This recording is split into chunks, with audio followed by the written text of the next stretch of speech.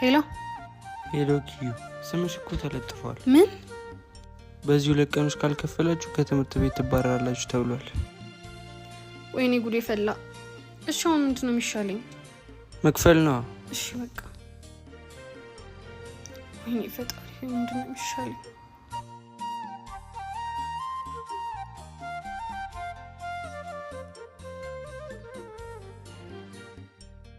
ምንሽ? አይ ምንም አልሆንኩም። ፊትሽ እኮ ያስታውቃል። ምንም አልሆንኩም ትኛለሽ እንዴ? የትምህርት ቤት ክፍያ አልከፈልሽም ብለው ስሜን ለጠፉት እና ደግሞ ትባረሪያለሻል። ታዲያ ይሄን መሰለ ስልክ ይዘሽ ነው ትምህርት ቤት አልከፈልኩም ምናምን የምትይው? ሸጠሻ ከፊ የሚገዛኝ ሰው ይኖራል? እኔ ገዛሻለሁ።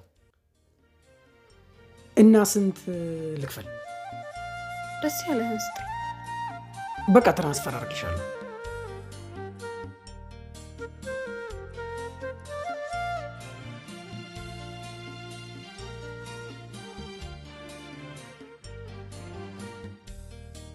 ምን ነው ፊትሽ ልክ አይደለም።